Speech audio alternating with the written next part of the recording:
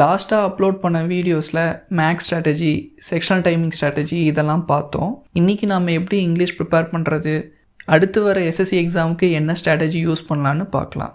நான் CGL மெயின்ஸில் 132 out of 135 score பண்ணேன். நான் இந்த ஸ்கோர் எடுக்க என்னென்ன பண்ணேன், நீங்கள் என்ன பண்ணலான்னு இந்த வீடியோவில் ஃபுல்லாக சொல்கிறேன். கடைசி வரைக்கும் ஸ்கிப் பண்ணாமல் பாருங்கள். சிலபஸ்ன்னு பார்த்தா எஸ்எஸ்சி இங்கிலீஷில் 3 எலிமெண்ட்ஸ் இருக்குது. Grammar, vocabulary, reading comprehension. Reading comprehension மெயின்ஸில் தான் அதிகமாக இருக்கும். ஆனால் ப்ரிலிம்ஸ்லேயும் இப்போ கொஞ்சம் கேட்க ஆரம்பிச்சிட்டாங்க. எப்படி நம்ம சிலபஸை கவர் பண்ணலாம், என்னென்ன சோர்ஸஸ் யூஸ் பண்ணலான்னு பார்க்கலாம். ஃபஸ்ட்டு கிராமர் எப்படி கவர் பண்ணலான்னு பார்க்கலாம். ஒரு சில பேர் கிராமருக்குன்னு பெருசாக எஃபோர்ட்லாம் போட மாட்டாங்க. ஆனால் மார்க்ஸ்லேயே ஆகட்டும், எக்ஸாம்ஸ்லேயே ஆகட்டும் ஸ்கோர் மட்டும் சூப்பராக எடுப்பாங்க. இதுக்கு என்ன ரீசன்னா, அவங்களுக்கு ஆல்ரெடி இங்கிலீஷ் லாங்குவேஜில் ஒரு நல்ல ஃப்ளூயன்சி இருக்கும். சின்ன வயசுலேருந்து புக்ஸ், நாவல்ஸ் அதிகமாக படிச்சிருப்பாங்க. இல்லாட்டி இங்கிலீஷ் கண்டென்ட் நிறையா கன்சியூம் பண்ணியிருப்பாங்க. லைக் நியூஸ், மூவிஸ் இந்த மாதிரி கன்சியூம் பண்ணியிருப்பாங்க. இந்த மாதிரி பர்சன்ஸ்க்கு நேச்சுரலாகவே இங்கிலீஷில் நல்ல ஸ்கோர் எடுப்பாங்க. இவங்கெல்லாம் கிராமருக்குன்னு பெருசாக எஃபோர்ட் போட தேவையில்லை. மேக்ஸிமம் இந்த வீடியோ பார்க்குற நிறைய பேர் இந்த கேட்டகரியில் வரமாட்டீங்கன்னு நினைக்கிறேன். இப்போ நாம் என்ன பண்ணலாம், கிராமர் கற்றுக்க ஒரு சோர்ஸ் சூஸ் பண்ணணும். புக் இல்லைன்னா ஆன்லைன் ஆர் ஆஃப்லைன் கோர்சஸ். புக்குன்னு பார்த்தா கிராமருக்கு Neetu Singh volume 1 book இருக்கலே பெஸ்ட்டாக இருக்கும். லெக்சரர்ஸ்க்கு உங்களுக்கு யார் செட் ஆகுறாங்களோ அவங்களே சூஸ் பண்ணிக்கோங்க. எனக்கு தெரிஞ்சு தமிழில் சந்துரு சார் கிளாஸஸ் கிராமருக்கு நல்லாயிருக்கும். ஹிந்தியில் Neetu Singh ma'am, Rani ma'am இவங்களோடதெல்லாம் ஃபாலோ பண்ணலாம். கிராமருக்கு கோர்ஸ் ஜாயின் பண்ணால் கண்டிப்பாக ஹேண்ட் ரிட்டன் நோட்ஸ் எடுத்தே ஆகணும். புக் யூஸ் பண்ணுறீங்கன்னா இம்பார்ட்டன்ட் ரூல்ஸை ஹைலைட் பண்ணி வச்சுக்கோங்க. சப்போஸ் இல்லைன்னா ஒரு ஷார்ட் நோட்ஸ் ஒன்று போட்டு அதில் இம்பார்ட்டன்ட் ரூல்ஸை நோட் பண்ணி வச்சுக்கோங்க. ரெண்டில் என்ன பண்ணாலும் அப்பப்போ ரிவைஸ் பண்ணிடுங்க. அப்புறம் நீட் டு சிங் புக்கில் ஒவ்வொரு சாப்டர் பேக் சைடில் கொஸ்டின்ஸ் இருக்கும், ப்ராக்டிஸ் கொஸ்டின்ஸ் இருக்கும். அந்தந்த சாப்டர் ரூல்ஸை படித்து முடிக்க அந்த ப்ராக்டிஸ் கொஸ்டின்ஸை அப்படியே படிச்சுட்டு வந்துடுங்க. இதை கம்ப்ளீட் பண்ணாதான் ஒன்ஸ் அந்த எல்லா ப்ராக்டிஸ் கொஸ்டின்ஸையும் நீங்கள் கம்ப்ளீட் பண்ணதுக்கப்புறம் தான் அந்த சாப்டர் முடிஞ்சதாக கணக்கு. அப்போ தான் நீங்கள் அடுத்த சாப்டரே போகணும். அந்த ப்ராக்டிஸ் கொஸ்டின் சால்வ் பண்ணாமல் நெக்ஸ்ட் சாப்டர் போகக்கூடாது. அப்படியே ஒவ்வொரு சாப்டராக முடிச்சுட்டு வாங்க. இப்படி தான் கிராமர் கவர் பண்ணணும். இப்போ அடுத்து வொக்காபுலரி எப்படி கவர் பண்ணணும்னு பார்க்கலாம். வொக்காபுலரிக்கு சோர்ஸு பிளாக் புக்கு இல்லாட்டி பிவைக்யூ புக் ஏதோ ஒன்று. பிளாக் புக்கு பெஸ்ட்டு, இருக்கிறதுலே பெஸ்ட்டு. பிளாக் புக்கில் பார்த்தா நிறைய சாப்டர்ஸ் இருக்குது. சினோனிம்ஸ், ஆன்டனிம்ஸ், இந்திய news paper, vocabulary, one word substitution, phrasal verb, idioms and phrases இந்த மாதிரி ஏகப்பட்டது இருக்குது. படிச்சுக்கிட்டே இருக்கலாம், அவ்வளோ இருக்குது. இதில் செலக்டிவாக சூஸ் பண்ணி படிக்கணும். என்னென்ன படிக்கலாம் இதில், one word substitution, idioms and phrases, அப்புறம் மிக்சட் சினோனிம்ஸ் அண்ட் ஆன்டனிம்ஸ். இது 3 தான் இருக்கிறதுலே முக்கியம். இதை நம்ம முடிச்சாலே நம்மளுக்கு மேக்ஸிமம் வொக்காபுலரி நம்ம ஆன்சர் பண்ணிடலாம் எக்ஸாமில். இது ஒவ்வொன்றிலையும் 1500லேருந்து 1600 நம்பர்ஸ் இருக்கும். நிறையா இருக்குன்னு பயப்பட வேணாம். இதில் ஆல்ரெடி பாதி உங்களுக்கு தெரிஞ்சதாக தான் இருக்கும், நிறையா ரிப்பீட்டும் ஆகும். ஸோ நான் சொன்ன இந்த 3 டாப்பிக்கை தினமும் கொஞ்சம் படிச்சுட்டு வாங்க. 10லேருந்து 50 டெய்லி நீங்கள் படிக்கிறதுக்கு முன்னாடி நாள் படித்ததை ரிவைஸ் பண்ணிவிட்டு அந்த அன்றைக்கி படிக்க வேண்டிய வொக்காபுலரியை ஸ்டார்ட் பண்ணுங்கள். சண்டே அன்னைக்கு மண்டேலேருந்து சாட்டர்டே என்னென்ன வொக்காபுலரி படிச்சிங்களோ அதெல்லாம் ஒரு தடவை ரிவைஸ் பண்ணிடுங்க. நான் மெமரைஸ் பண்ணுறதுக்கு என்ன டெக்னிக் யூஸ் பண்ணேன்னா, நிமோனிக்ஸ் வச்சு மெமரைஸ் பண்ணிக்கிட்டேன். தெரியாதவங்களுக்கு சொல்கிறேன். நிமோனிக்ஸ்னால் கீவேர்டு, ரைமிங் வேர்டு, அப்புறம் ஸ்டோரி வச்சு ஞாபகம் வச்சுக்கிற மாதிரி இந்த மாதிரி இருக்கிறது தான் நிமோனிக்ஸ். நீங்களே இதை க்ரியேட் பண்ணலாம். இல்லைன்னா நிமோனிக் டிக்ஷனரின்னு ஒரு வெப்சைட் இருக்குது, அது யூஸ் பண்ணிக்கோங்க. இப்படி தான் வொக்காபுலரி கவர் பண்ணணும். நெக்ஸ்ட்டு ரீடிங் காம்ப்ரிஹென்ஷன் வரலாம். இங்கிலீஷில் வீக்காக இருக்கீங்கன்னா, இல்லை நான் தமிழ் மீடியம், இல்லை எனக்கு இங்கிலீஷ் புரிஞ்சுக்கிறதுக்கே கஷ்டமாக இருக்கும், இந்த மாதிரி இருக்கிறவங்க தினமும் கட்டாயமாக 1/2 மணி நேரத்துலேருந்து 3/4 மணி நேரம் ரீடிங் ப்ராக்டிஸ் கண்டிப்பாக பண்ணணும். ஹிந்து நியூஸ் பேப்பரில் நடுவில் எடிட்டோரியல் செக்ஷன் இருக்கும், சைடில் 2 குட்டி பேராகிராஃப் இருக்கும். அதை தினமும் கண்டிப்பாக படிக்கணும். நான் daily news paper PDF Telegram சேனலில் போட்டுட்ருக்கேன். டெலகிராம் சேனல் லிங்க் டிஸ்கிரிப்ஷனில் கொடுக்குறேன், யூஸ் பண்ணிக்கோங்க. ஸ்டார்டிங்கில் புரிஞ்சுக்கிறதுக்கு கொஞ்சம் கஷ்டமாக தான் இருக்கும். டெய்லி படிக்க கொஞ்சமாக புரிய ஸ்டார்ட் ஆயிரும். இல்லைன்னா ஸ்டோரி புக்ஸு, நாவல்ஸில் உங்களுக்கு ஃபிக்ஷனலோ நான் ஃபிக்ஷனலோ இந்த மாதிரி புக்ஸ்லாம் சூஸ் பண்ணி படிங்க. மொத்தத்தில் நீங்கள் டெய்லி படிக்கணும், அவ்வளோதான். பிவிக்யூ புக்கில் கிளாஸ் டெஸ்ட்டு, பிக்யூஆர்எஸ் இதெல்லாம் தினமும் 5 ப்ராக்டிஸ் பண்ணணும். கிராமர் வொக்காபுலரியோட இந்த ரீடிங் காம்ப்ரிஹென்ஷன் தான் ரொம்ப ரொம்ப முக்கியம். ஏன்னா நீங்கள் படிக்க படிக்க உங்களுக்கு கிராமர் ரூல்ஸ் ஒரு சிலது தெரியலைனாலும் ஒரு சென்டென்ஸ் படிக்கிறப்ப எந்த இடத்துல எரர் இருக்குன்னு உங்களுக்கு இன்ட்யூஷன் சொல்லணும். இதை வச்சு நல்லா ஸ்கோர் பண்ணலாம். பட் இதுக்கு ரொம்ப நாள் ரீடிங் ப்ராக்டிஸ் இருக்கணும். அப்போ தான் இந்த ஸ்கில் டெவலப் ஆகும். சிலபஸ் பார்த்துட்டோம், அப்புறம் எந்த சோர்ஸில் படிக்கிறதுன்னு பார்த்துட்டோம். இப்போ ரிவிஷன், இது ரொம்ப ரொம்ப முக்கியம். எப்படி ரிவைஸ் பண்ணுறது? First grammar.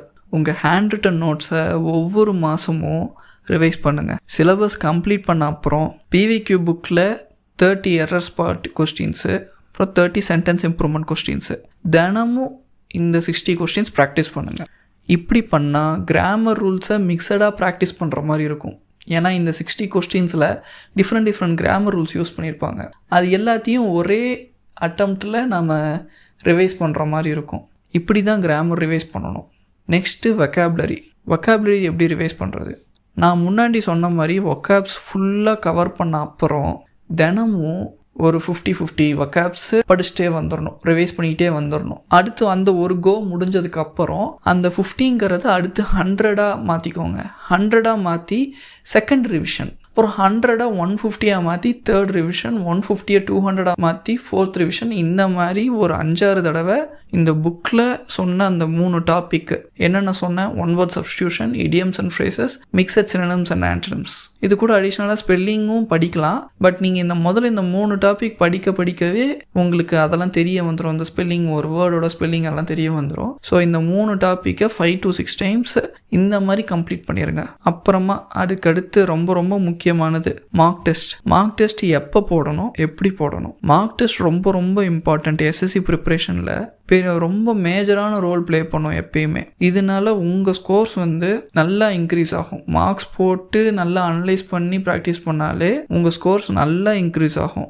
ஒவ்வொரு மார்க்ஸ் போட்டு முடிக்க உங்களோட அந்த மார்க் டெஸ்ட், அந்த எக்ஸ்பீரியன்ஸ் நல்லா கெயின் ஆகும். இங்கே நீங்கள் மார்க் போட உங்கள் எக்ஸாமில் நீங்கள் அங்கே போய் இன்டர்ஃபேஸில் உட்காந்து போடும்போது இந்த எக்ஸ்பீரியன்ஸ் அங்கே உங்களுக்கு யூஸ் ஆகும். அப்புறம் டைமிங் நல்லா இம்ப்ரூவ் ஆகிரும். ஓவராலாக நம்மளோட எஃபிஷியன்சி மார்க்னால கண்டிப்பாக இம்ப்ரூவ் ஆகும். மார்க்ஸ் எப்போ போட ஸ்டார்ட் பண்ணுறது?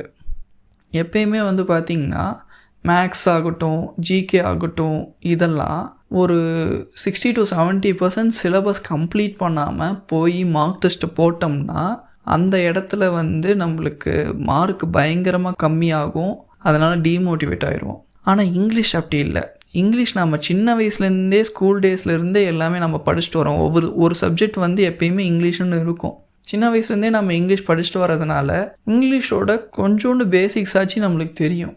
அதே மாதிரி டே டு டே லைஃப்பில் நம்ம இங்கிலீஷ் நம்ம அங்கங்கே நம்ம பார்த்துக்கிட்டே இருக்கோம். அதனால் நம்மளுக்கு ஓரளவுக்கு தெரியும். இதுக்கு நம்ம ஸ்டார்டிங்கில் மார்க் டெஸ்ட் போட்டோம்னா ரொம்ப டிராஸ்டிக்காக லோவஸ்ட் மார்க் அந்த மாதிரிலாம் போக மாட்டோம். ஒரு மாதம் கிராமரும் வொக்காபுலரியும் இப்போ நாம் சொன்ன மாதிரி படித்து ரிவைஸ் பண்ணி கொண்டுட்டு வந்தோம்னா ஒரு மாதத்துலேயே நம்ம மார்க் போட ஸ்டார்ட் பண்ணலாம். செக்ஷனல் மார்க்ஸ்லேருந்து எப்பயுமே ஸ்டார்ட் பண்ணுங்கள் ஃபஸ்ட்டு. ஏன்னா மேக்ஸு ஜிகேலாம் ஃபஸ்ட் எடுத்தனே நம்ம ஃபுல் டெஸ்ட் போட்டோம்னா அதில் மேக்ஸ் ஜிகேலாம் வந்துடும். அதனால் ஃபஸ்ட்டு இங்கிலீஷ் மட்டும்தான் இப்போ நம்ம டெஸ்ட் போட ஸ்டார்ட் பண்ணுறோம். அதனால் செக்ஷனல் மார்க்லேயே ஸ்டார்ட் பண்ணிடுங்க. லேட்டராக நம்ம மேக்ஸு ஜிகேலாம் ஓரளவுக்கு நல்லா சிலபஸ் கம்ப்ளீட் பண்ணதுக்கப்புறம் ஃபுல் மார்க்ஸ் போடுவோம்ல, அந்த டைமில் இந்த செக்ஷனல் மார்க்ஸை அதுக்கப்புறம் போட வேணாம். இந்த ஃபுல் மார்க்ஸ்லேயே இங்கிலீஷ் கவர் ஆகிறதுனால இந்த செக்ஷனல் மார்க் போட வேணாம்.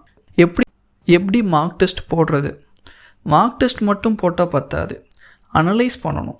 அனாலிசிஸ் பண்ணுறப்ப தான் நீங்கள் எங்கெங்கே தப்பு பண்ணுறீங்க, எங்கே ஸ்ட்ராங்காக இருக்கீங்க, எங்கே வீக்காக இருக்கீங்கிறது ரியலைஸ் ஆகும். ஒரு நோட்டு ஒன்று மார்க் டெஸ்ட்டுக்குன்னே ஒன்று போட்டுக்கோங்க.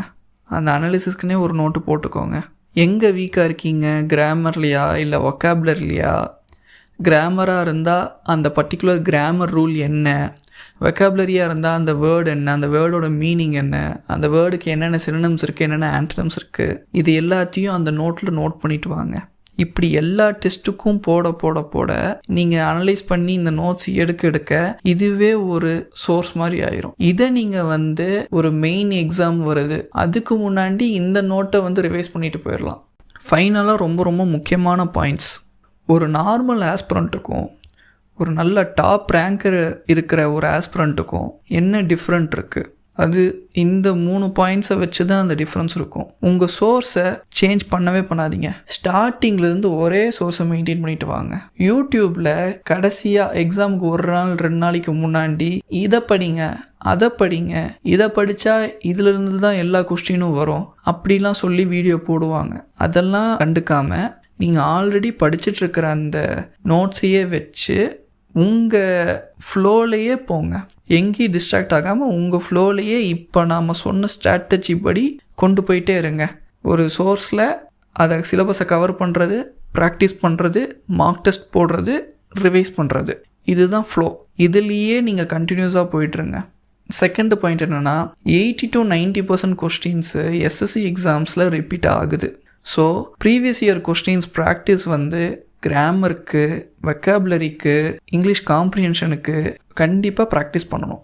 கிராமர், வெக்காபுலரி, இங்கிலீஷ் காம்ப்ரிஹென்ஷன் 3க்கும் ப்ரீவியஸ் இயர் கொஸ்டின்ஸ் ப்ராக்டிஸ் கண்டிப்பாக இருக்கணும். தினமும் கொஞ்சம் முன்னாடியே நம்ம சொன்ன மாதிரி grammar 60 questions, error spotting 30 question, sentence improvement 30 கொஸ்டின், வெக்காபுலரி தினமும் 50, அப்புறம் 100, 150, இந்த மாதிரி தினமும் இந்த ஒவ்வொரு கோலையும் அந்த கொஸ்டின்ஸ் நம்பர்ஸ் தினமும் படிக்க போகிற வெக்காபுலரி கொஸ்டின் நம்பர்ஸை நாம் முன்னாடி சொன்ன மாதிரி அப்படியே இன்க்ரீஸ் பண்ணிட்டு வந்துடணும். அதுக்கடுத்து மார்க்ஸ் நல்லா அனலைஸ் பண்ணுங்கள். அனாலிசிஸ் ரொம்ப ரொம்ப முக்கியம். நம்ம முன்னாடி சொன்ன மாதிரியே வெறும் மார்க் மட்டும் போட்டு அனலைஸ் பண்ணாட்டி நீங்கள் எந்த இடத்துல வீக்காக இருக்கீங்க, எந்த இடத்துல ஸ்ட்ராங்காக இருக்கீங்கிறது தெரியாது. மார்க்ஸில் குவாலிட்டி ஓவர் குவான்டிட்டின்னு சொல்லுவாங்க.